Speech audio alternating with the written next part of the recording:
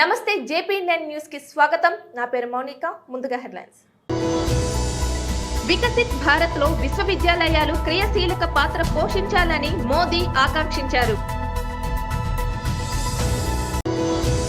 Dubbaka BRS party కార్యకర్తలు కృతజ్ఞత సభలో మాట్లాడుతున్న మాజీ మంత్రి ఎమ్మెల్యే హరీష్ రావు. వరంగల్లో బీఆర్ఎస్ న్యూ భారీ షాక్.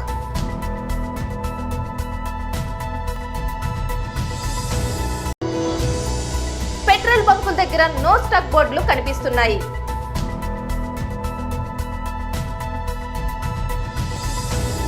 వికసిత్ భారత్ 2047లో విశ్వవిద్యాలయాలు క్రియాశీలక పాత్ర పోషించాలని భారత ప్రధాని శ్రీ నరేంద్ర మోదీ గారు ఆకాంక్షించారు. యువశక్తి భాగస్వామ్యంతో భారతదేశం ప్రపంచ దేశాలలో శక్తివంతమైన దేశంగా బాసిల్లుతోందని పిలుపునిచ్చారు.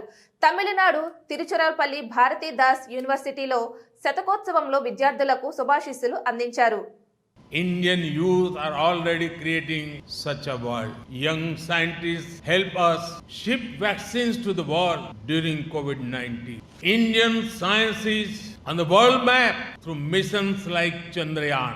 Our innovators took the numbers of patents from around 4,000 in 2014 to almost 50,000 now.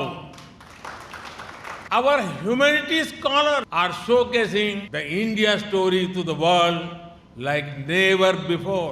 Our musicians and artists are continuously bringing international awards to our country. Our athletes won record number of medals. You are stepping into the world at a time when everyone is looking at you with new hope in every sector. Youth means energy. It means the ability to work with speed, skill and scale. In the last few years, we have worked to match you in speed and scale so that we can benefit you. The number of registered startups in the country has grown to almost 1 lakh. This was less than 100 in 2014.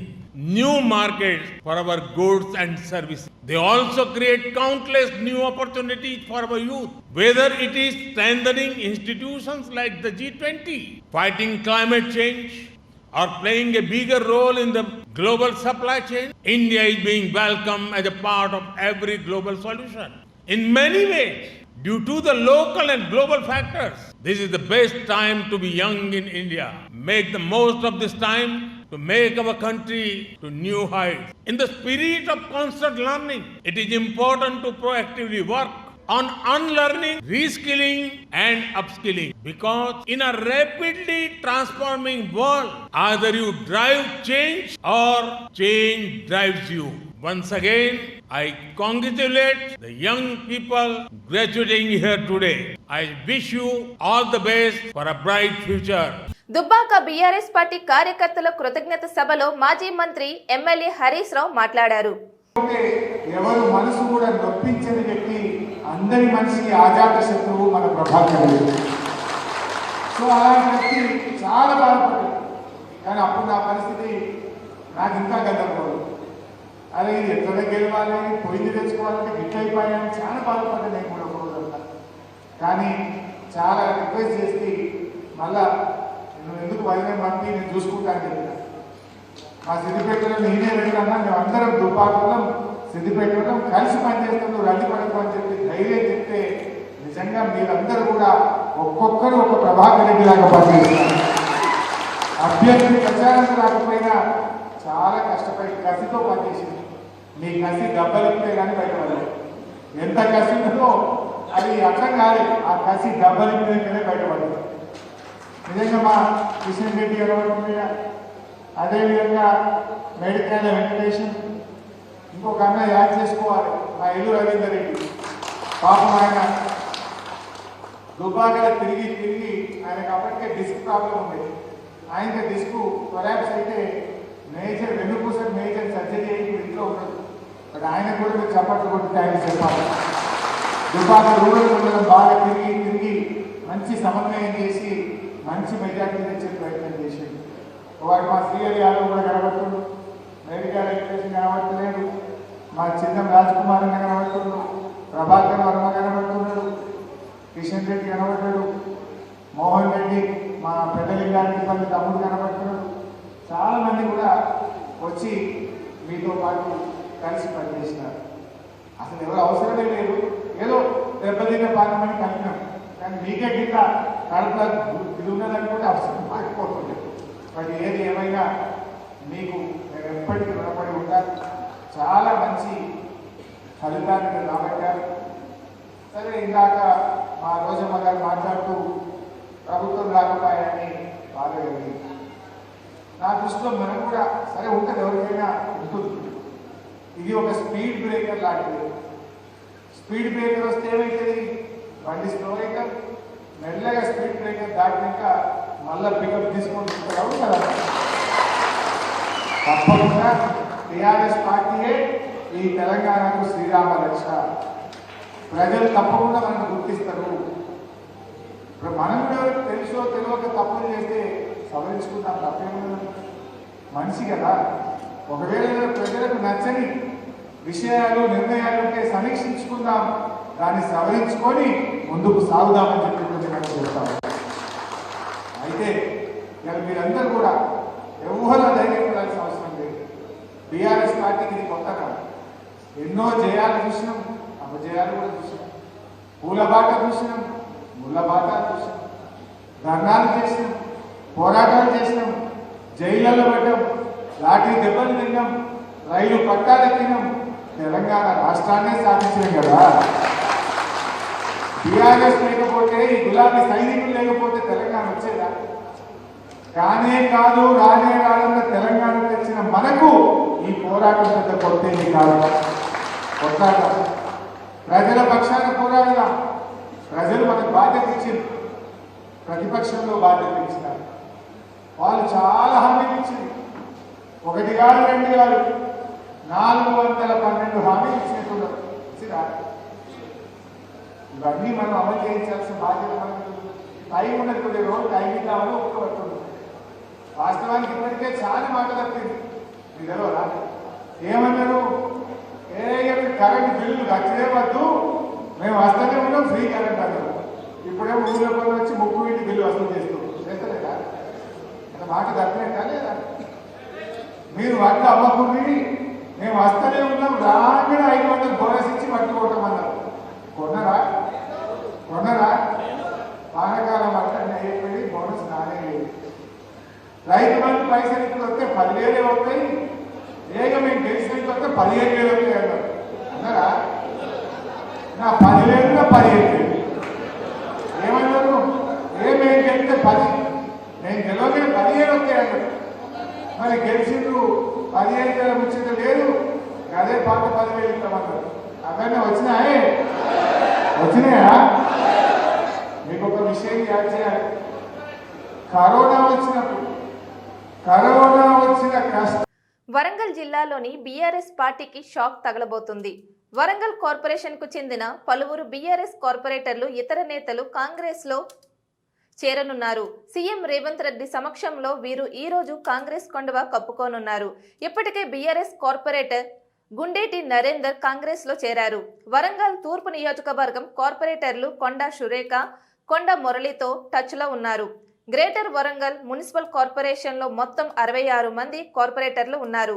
గత ఎన్నికలలో కాంగ్రెస్ తరపున 4 గెలిచారు. ఇప్పుడు సగానికి పైగా కాంగ్రెస్ కార్పొరేటర్లు కాంగ్రెస్ లో చేరేందుకు సిద్ధంగా ఉన్నారు. మేయర్ గుండు సుధారాణిపై అవిశ్వాస తీర్మానం పెట్టేందుకు రెడీ అవుతున్నారు. పెట్రోల్ బంకుల దగ్గర నో స్టాక్ బోర్డులు కనిపిస్తున్నాయి. ఇక కొన్ని బంకుల్లో పెట్రోల్ దొరకదన్న భయంతో వాహనదారుల రద్దీ కనిపిస్తోంది. ఆయిల్ ట్యాంకర్ల డ్రైవర్లతో సమ్మెతో రాష్ట్రంలో పెట్రోల్, డీజిల్ కొరత ఏర్పడింది. జనవరి 1 నుంచి ఆయిల్ ట్యాంకర్ యజమానులు సమ్మెకు దిగటంతో బంకులకు పెట్రోల్, డీజిల్ సరఫరా నిలిచిపోయింది. దీంతో మంచిర్యాల జిల్లాలో చాలా వరకు పెట్రోల్ బంకులు మంగళవారం మూసివేశారు. బంకుల ముందు నో స్టాక్ బోర్డులు కనిపిస్తున్నాయి. అయితే తెరిచి ఉన్న కొన్ని పెట్రోల్ బంకుల ముందు వాహనదారులు పెట్రోల్ కోసం క్యూ కట్టారు. ఎలాంటి ముందస్తు ప్రకటన చేయకుండా పెట్రోల్ బంకులు మూసివేయడం పట్ల వాహనదారులు ఆగ్రహం వ్యక్తం చేస్తున్నారు.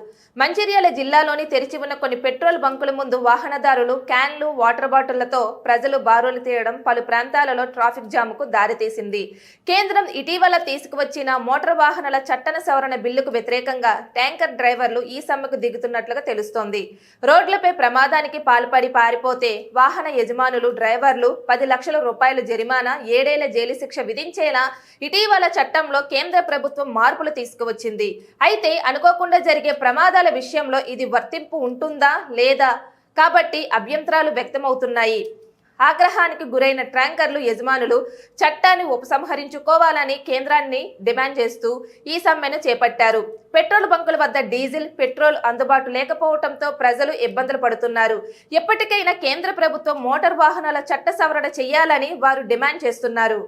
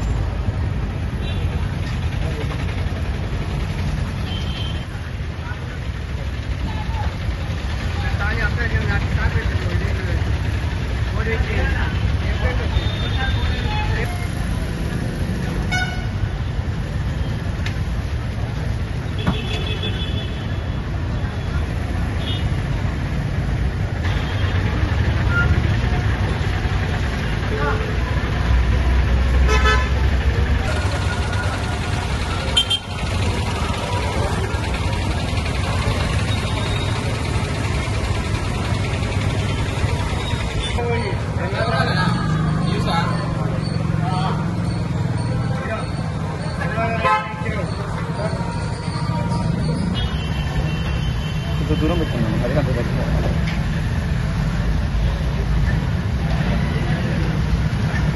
దూరం అంతా తీసుకోవాలి నిజాలు యజమానులు ట్యాంకర్స్ ఉన్నాయి యజమానులు సమ్మె చేస్తారు ఈ రోజు నుండి సరిపోదా ఇంకో ఫుల్ ట్యాంక్ ఎక్కండి సార్ అది దొరుకుతుందా 6 చేస్తారు 4 చేస్తారు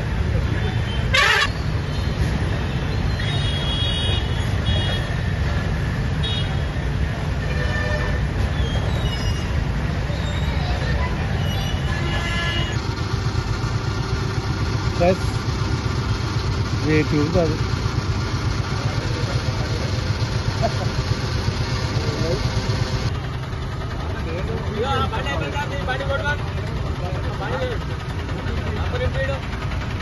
బయట కొట్టాలన్నా ఇలా ఇచ్చి ఉన్నాక అంతా అంతా ఇది కొట్టారు కొట్టారు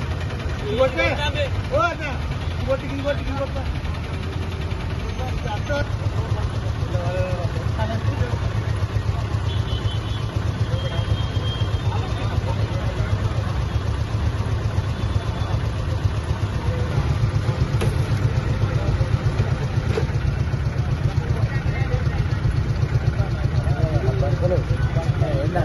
లేకుండా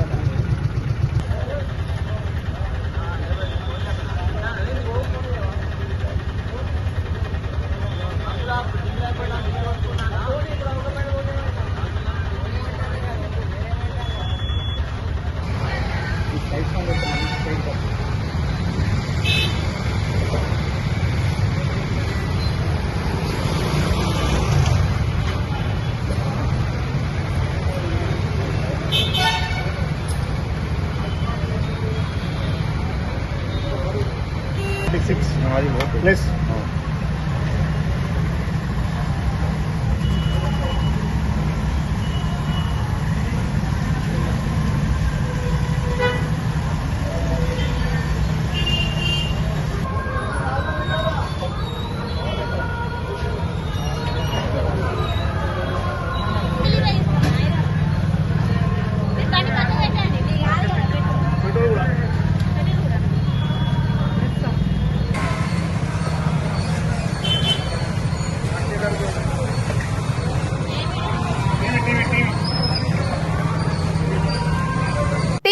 స్టార్ బ్యాటర్ విరాట్ కోహ్లీ, రోహిత్ శర్మ ఈ ఏడాది జరగనున్న T20 వరల్డ్ కప్ ఆడతారా లేదా వారిద్దరికి జట్టులో చోటు కల్పిస్తారా లేదా అనే ప్రశ్నకు స్పష్టమైన సమాధానం ప్రస్తుతానికైతే రాలేదు. కానీ వీరిద్దరు T20 వరల్డ్ కప్ లో ఆడడం ఖాయమని జాతీయ మీడియా కథనాలు పేర్కొంటున్నాయి. కోహ్లీ, రోహిత్ శర్మ ఇద్దరు T20 వరల్డ్ కప్ ఆడాలని భావిస్తున్నారని రిపోర్టులు చెబుతున్నాయి.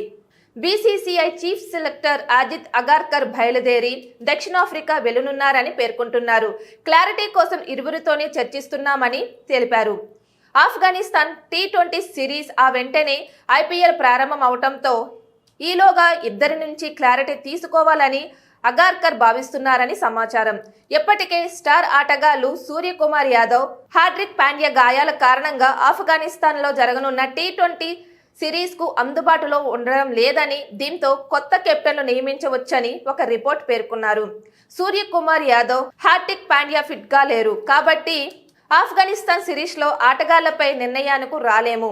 IPL జరిగే మొదటి నెల ఆధారంగా ప్రతిదీ నిర్మించాలని ఉంటుంది అని ఓ బీసీసీఐ సీనియర్ అధికారి పేర్కొన్నట్లుగా మీడియా కథనాలు ప్రస్తావిస్తున్నాయి.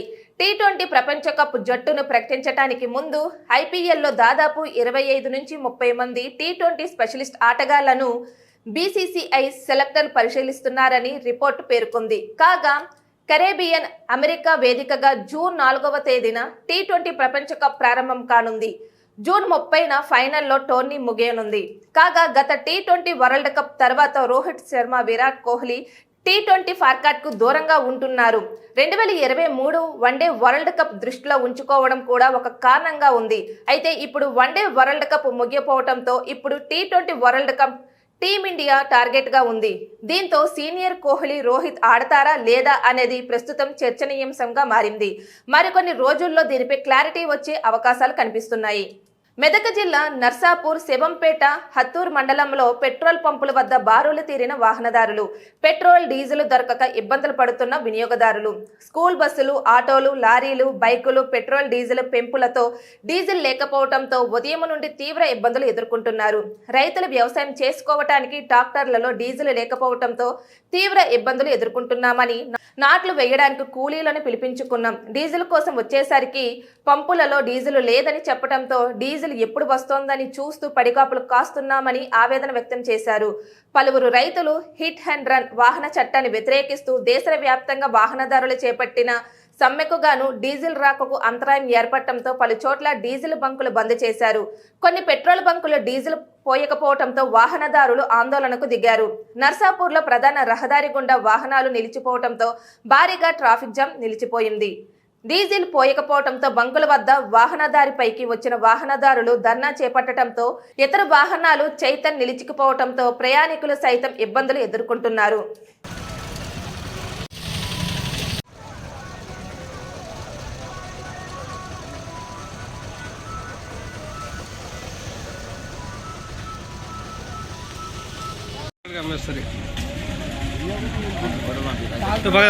కాంగ్రెస్ పెట్టుడు కాదు, డ్రైవర్లకు మంది డ్రైవర్లు బండి ఆపిరాడా ఆడ వస్తున్నాడు. ముంగడికి కూడా పిలిచిన కాంగ్రెస్ వాళ్ళు జ్వరం దాకా డ్రైవర్ మీద 10 లక్షలు.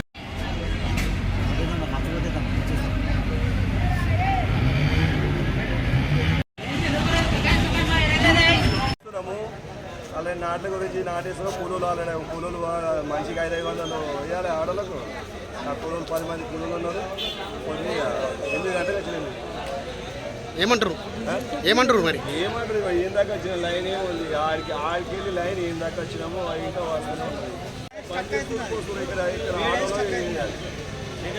దీనికోసం వచ్చిన 10 మంది కూలీలను దించిన 12 అయిపోయింది ఆల్రెడీ. ఇప్పుడు తీసుకుపోవాలి. ఇప్పుడు వాళ్ళు నాటేస్తారు. ఎప్పుడు పొద్దున్న వచ్చినాం వచ్చినాం. ఈ టైం అవుతుంది ఇంకా లైఫ్ కాడికి పోనేలేము. డీజిల్ ఉండేదంటారు కానీ మోటార్ గరం అవుతుందని ఆపేసి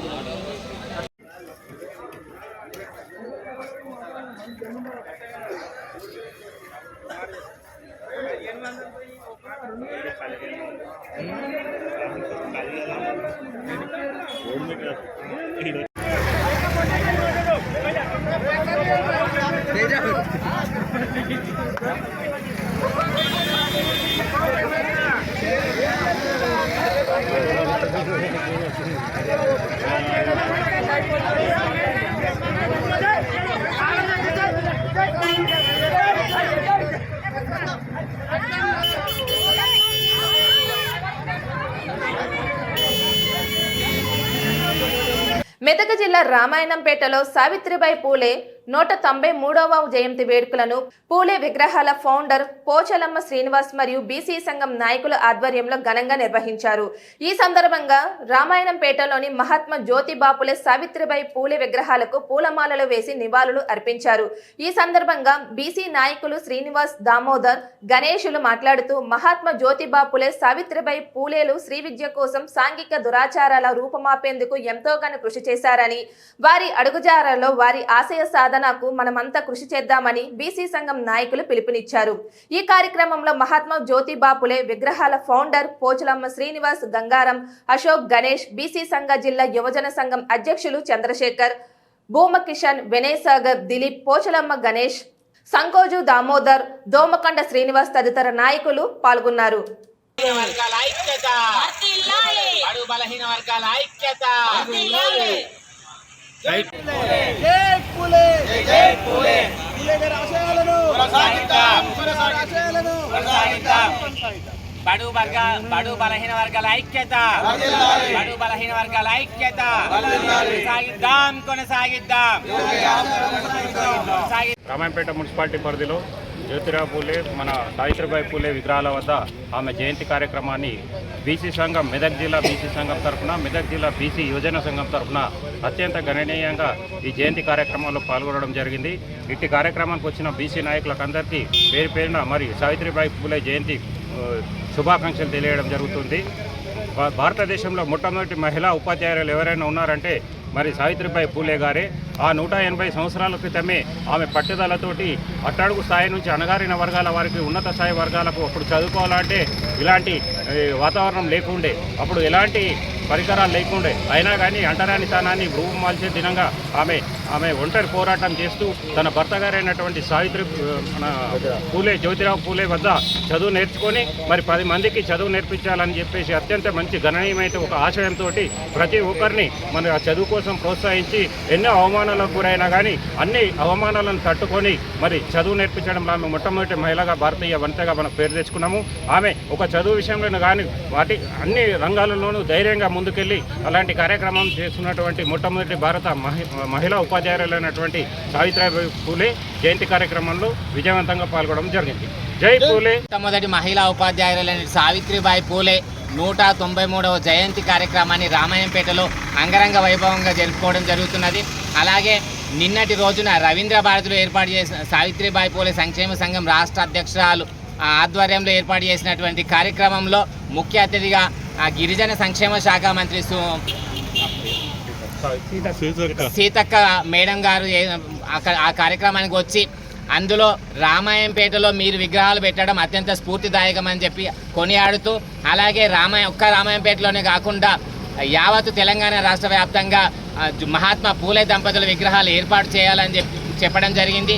అలాగే మేడం గారు చెప్పినట్టుగా మొత్తం తెలంగాణ రాష్ట్రంలో పూలే విగ్రహాల ఏర్పాటుకు మా వంతు ఛాయశక్తులుగా మేము ప్రయత్నం చేస్తామని ఈ సందర్భంగా తెలియజేస్తూ ఉన్నాము.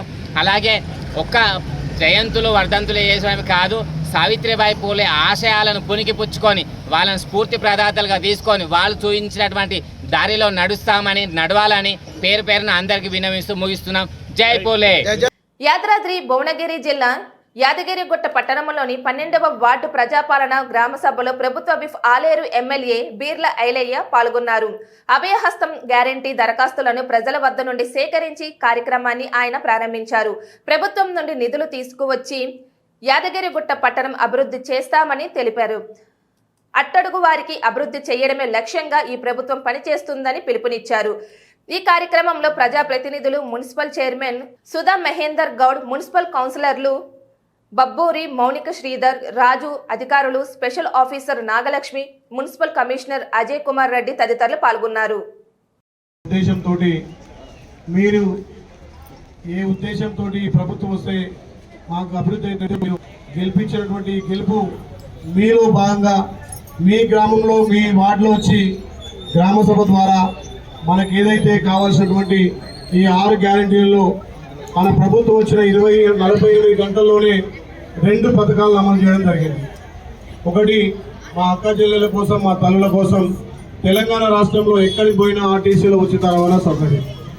రెండవది పేదోడి కూడా కార్పొరేట్ స్థాయిలో అంటే పెద్ద హాస్పిటల్లో కూడా 5 లక్షల వరకు ఉచితంగా ఆరోగ్యం అందే విధంగా గతంలో దివంగత రాజశేఖర రెడ్డి గారు పెట్టినటువంటి ఆరోగ్యశ్రీ పథకాన్ని ఇప్పుడున్నటువంటి పరిస్థితుల్లో జబ్బులకు ఎక్కువ డబ్బులు ఖర్చు అవుతున్న ఉద్దేశంతో 5 నుంచి 10 లక్షలు ఇచ్చి ఆరోగ్యశ్రీ కార్డు పెట్టినాం. మిగిలిన 5 పథకాలను కూడా ఈ 90 రోజుల్లో ఇంప్లిమెంట్ చేయడం కోసం మహాలక్ష్మి, గృహలక్ష్మి, చేయూత, రైతు భరోసా ఈ స్కీమ్లన్నీ కూడా గతంలో ఏదన్నా ఒక పని కావాలంటే ఎంఆర్ ఆఫీస్ చుట్టూ ఆర్డీఓ ఆఫీస్ చుట్టూ కలెక్టర్ ఆఫీస్ పోయింది. అలా కాకుండా ఇలా ఆర్డీఓ, ఎంఆర్ఓ, కలెక్టర్, ఇక్కడ ఉన్నటువంటి స్పెషల్ ఆఫీసర్, మీ కమిషనరే మీ వాడకొచ్చి ఒకే దరఖాస్తు మీద ఈ స్కీమ్లన్నీ కూడా దరఖాస్తు చేసుకునే విధంగా, ఆ దరఖాస్తు కూడా ప్రభుత్వం మీ ఇంటికి పంపే విధంగా ఒక మంచి పరిపాలన అందించాలనే ఉద్దేశంతో ఏదైతే ఇచ్చినటువంటి హామీలను నెరవేర్చడం కోసం గత 9.5 సంవత్సరాలుగా ఏ పేదోడికి ప్రభుత్వం నుంచి లబ్ధి జరగలే. కనీసం రేషన్ కార్డు లేకుండా ఈ తెలంగాణలో మనం జీవించినాం. పెన్షన్ లేక 4 ఏళ్ళ నుంచి కొత్త పెన్షన్ లేదు. ఇక డబుల్ బెడ్రూమ్ అన్నారు, మరి యారుటపట్నంలో కనీసం ఒక బెడ్రూమ్ కూడా రాలేదు.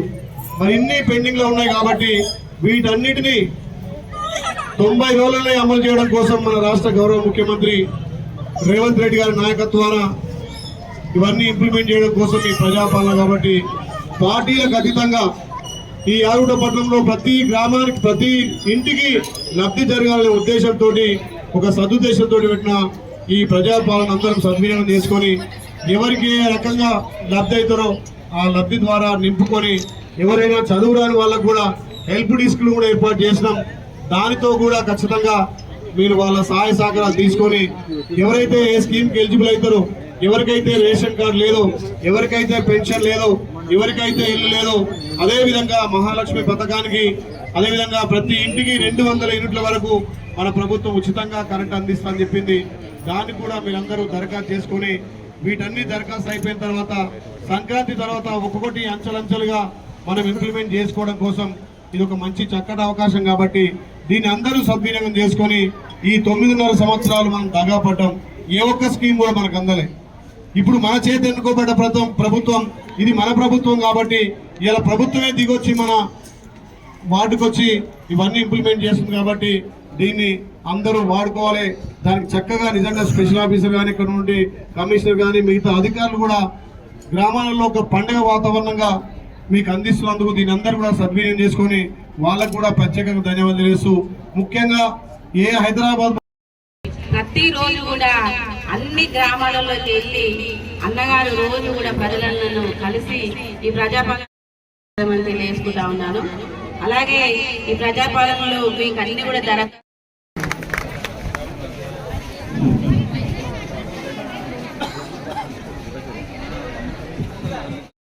ప్రభుత్వమే మన దగ్గరకు వస్తుంది.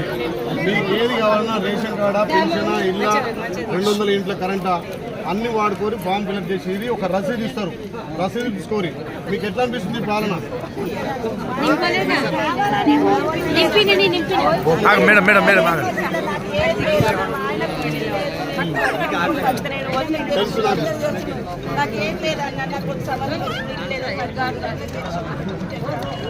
అందుకే దీన్ని సద్వినియోగం చేసుకొని ఎవరికి రేషన్ కార్డు కావాలన్నా, పెన్షన్ కావాలన్నా, ఇల్లు కావాలన్నా 200 యూనిట్లు మీ గృహలక్ష్మి, మహాలక్ష్మి పథకాలు కూడా మన ప్రభుత్వం మీకోసం అందిస్తుంది. ఇది ప్రజల పాలన.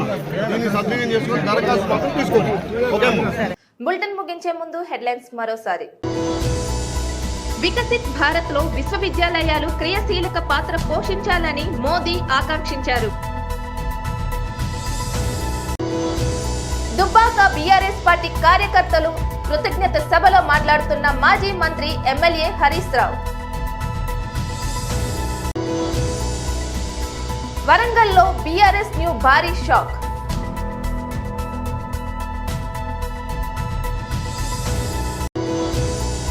పెట్రోల్ బంకుల దగ్గర నో స్టాక్ బోర్డులు కనిపిస్తున్నాయి.